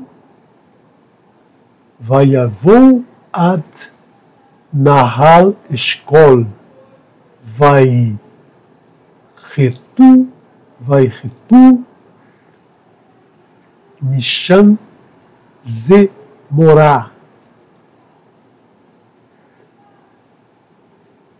Ve Eshkol Anavim Ehad, vai Sauhu, Bamot Bishnaim, Min Ha Rimonim, Min Ha Tenim. E eles entraram até o riacho de Escol e cortaram um galho com um cacho de uvas e carregaram numa vara entre 2 homens e também romãs e figos. Então nós vemos aqui 3 frutos dos 7 frutos que são os frutos da terra de Canaã, da terra de Israel, né? A uva, a romã e os figos. A uva é muito interessante, né? Porque da uva você produz o vinho, aquela bebida que traz alegria, que traz, né? que a gente festeja com elas e tal. E nós vamos ver que eles vão falar muito das uvas, né? As uvas, é importante essa uva e tal. Mas eles só falam aqui das romãs e dos figos, com um leve lembrete, né? Como a gente faz até os dias de hoje. A uva representa realmente a alegria, a remissão, né? Representa o sangue.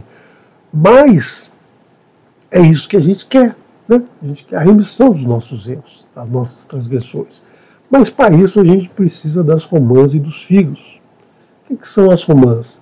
As romãs representam as mitzvot do Eterno. A romã tem muitas sementes, né? 613 sementes, um pouquinho mais, um pouquinho menos, mas elas estão relacionadas com as 613 letras das Aseret Devarim, os 620 mitzvot do Eterno, né? Que são listadas aí, que você encontra aí, né? Buscando dentro da Torá, você encontra esses 613 mandamentos do Eterno. Então, é o fruto que representa a obediência aos mandamentos do Eterno. E o figo representa o quê? O figo foi o primeiro fruto relacionado na Escritura. Não é maçã nem aparece. Né? Maçã nem aparece. Veio aí das religiões, as religiões que criaram a maçã. Por quê? O primeiro fruto, né, que Adão e Havá colhem da sua folha para tecer sua roupa, cobrir a sua genitália, são folhas de figo. Então, isso Deus nos dá a entender que o fruto que eles comeram foi o figo. E, a partir dessa transgressão, o figo passou a representar, né, o estudo da palavra do Eterno, o estudo da Torá. Então, é o figo e a romã que eles deveriam se preocupar, mas eles se preocupam com a remissão.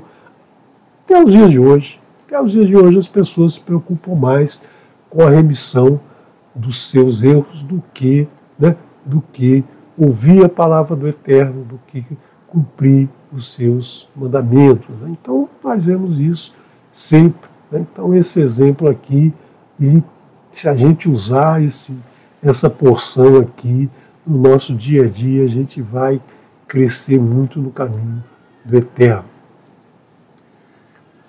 Lamakom Hahu Kara Nahal Eshkol Al Odot Ha-Eshkol Asher Karetu Mishan Bnei Israel. Esse lugar,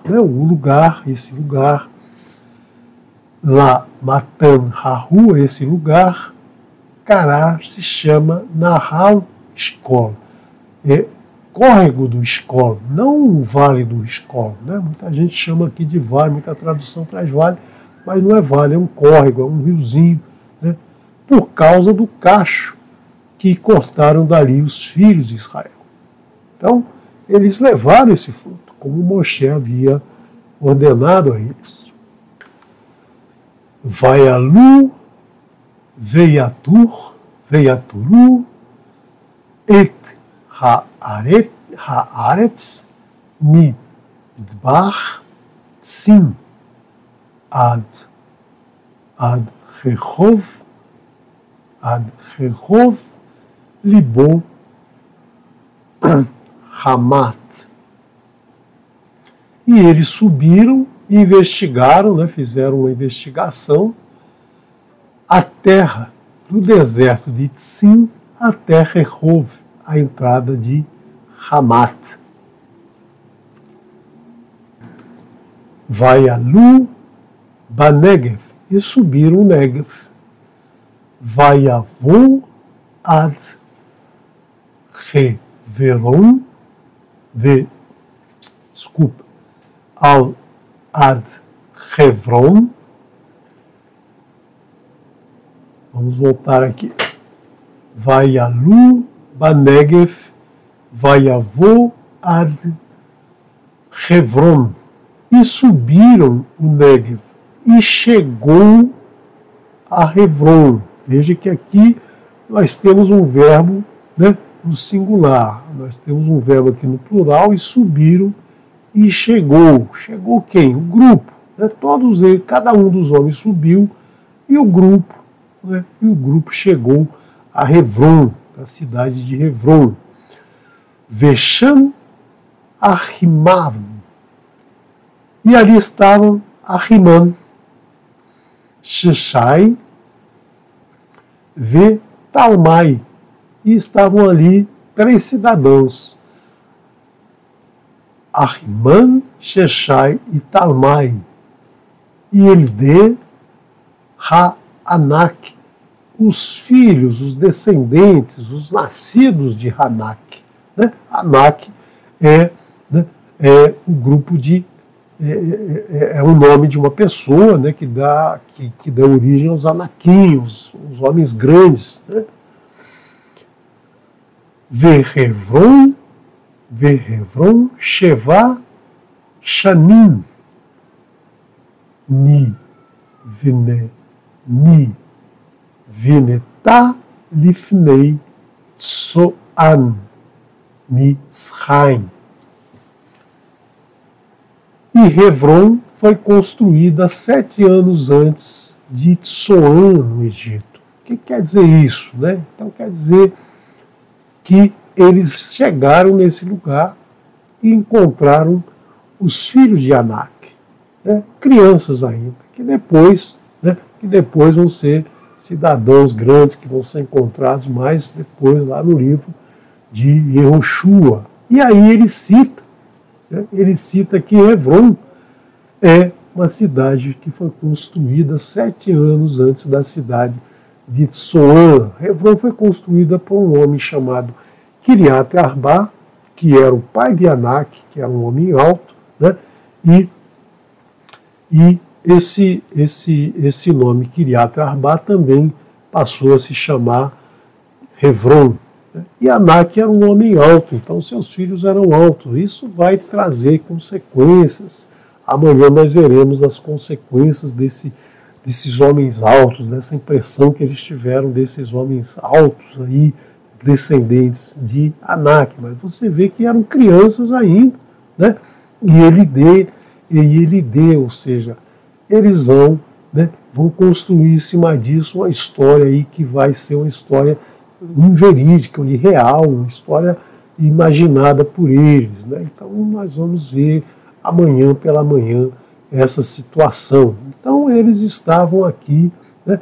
Eles saíram daqui da terra, subiram um monte, né? Subiram o Negev, subiram a montanha. Né? Nós temos aqui a cidade de Jerusalém. Então eles foram até a cidade de Rehov, levou Hamat, então a cidade de Hamat, lá no extremo norte, subiram isso aqui e levaram 40 dias. Né? Nós vamos adiantar para vocês, amanhã vocês já saberem, né, de onde vem esses 40 anos.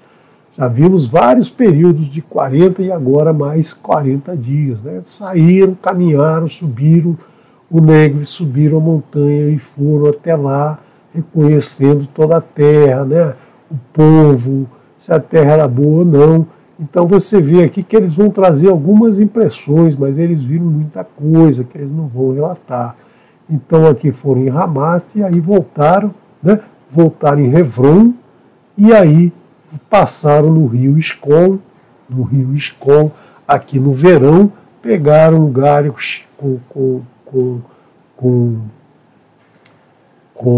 um cacho grande de uva e aí desceram. Eles não pegaram esse galho no início, porque senão ia chegar aqui, ou eles teriam comido a uva, ou elas teriam caído todas do galho, né? Todas do cacho. Então eles pegaram na volta esse cacho de uvas e voltaram. E esse cacho de uvas, né, foi tão importante essa imagem que eles tiveram, em vez de colocar o figo, em vez de colocar a romã, eles passaram a adotar esse cacho de uva sendo carregado por dois homens, né? Muitos dizem que esses dois homens eram Caleb e Yehoshua, a Torá não diz, mas muitos sábios afirmam isso, e esse cacho de uva passou a representar selos, aparecem moedas, aparecem em muitos lugares, é o símbolo do Ministério do Turismo lá de Israel hoje, né? Porque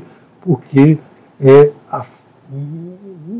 a imagem que simboliza esse tour, esse fatídico tour que a gente tem que aprender, né? Tem que aprender o grande erro, né? O grande erro que foi cometido aqui nesse momento, o grande erro que foi essa saída, né?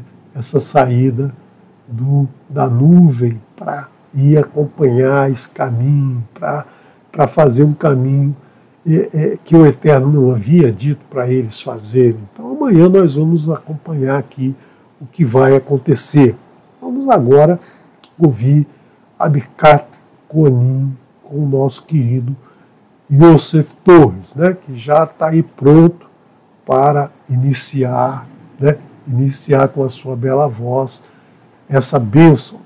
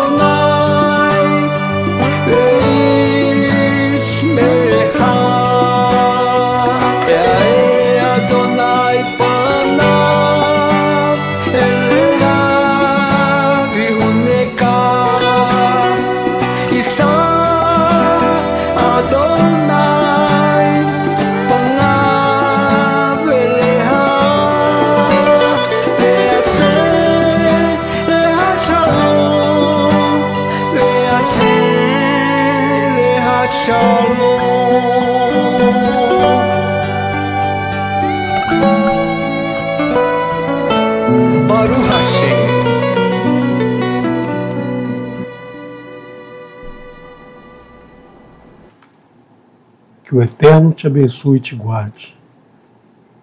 Resplandeça Adonai o seu rosto sobre ti, tenha misericórdia de ti.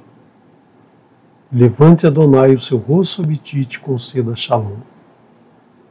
Paz, saúde, prosperidade, bem-estar, segurança, alegria e felicidade que vem de Adonai. Shem Yeshua Mashiach, em nome de Yeshua, ungido do Eterno. Amém. Elohim Meler Neeman, Elohim é Rei Fiel. Shabbat Shalom Lekulam, tenham todos uma boa noite de descanso.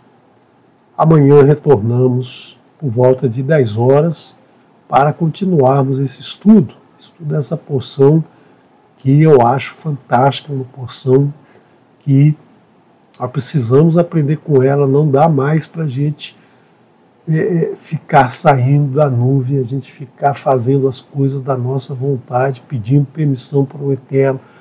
Não, vamos fazer o que Ele nos manda fazer, que é muito mais fácil, a gente anda muito melhor, com muito mais conforto, em caminho, em busca do Shalom que Ele nos promete, né? Que Ele nos preparou para recebermos, né?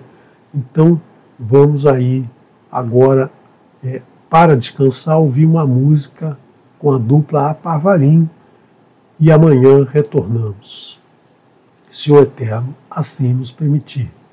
Sei do meio, velho.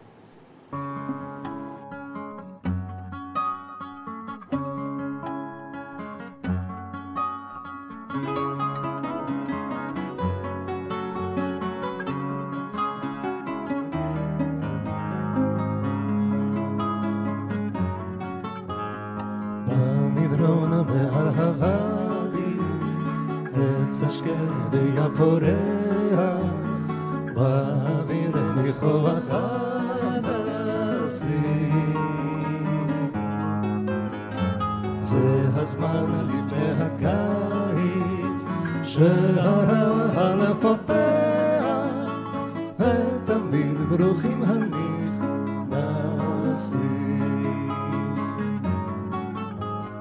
בימים אשר כאלה מחכים עד בוא הליל מחכים לצעדים קרבים לא סוגרים את הבריח, לא עוצמים את העיניים בימים כאלה מקשיבים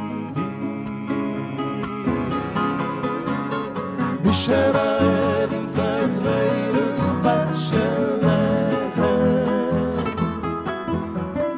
מי שעייף ימצא קוצר ומי בהר מי שסוכתו נופלת חרש ייכנס בדלת חרש ייכנס ועד עולם יוכל להישאר מי שרעב ימצא אצלנו בת של לחם מי שעייף ימצא פוצל ומי בהר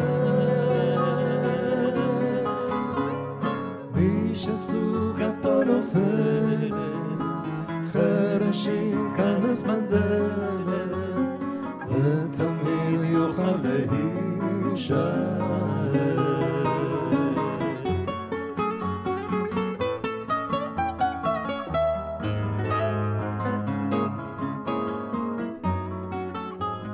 זה הבית שבנינו וההורן שנתנו זה השביל וזוהי הדרך מי שבא לפה אחינו מי שבא יסב איתנו והשער שהוא לא ייסגר מי שרעב ימצא אצלנו בת של לחם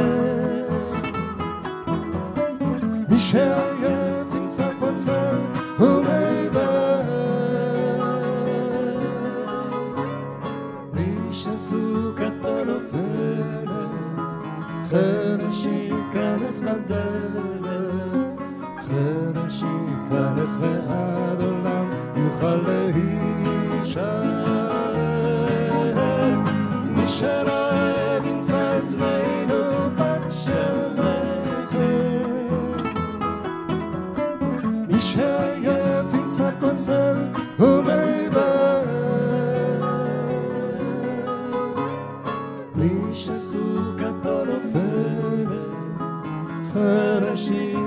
יאחז בדלת ותמיד יוכל להישאר. זה הבית שבנינו, זה האורן שנתנו, ותמיד יוכל להישאר.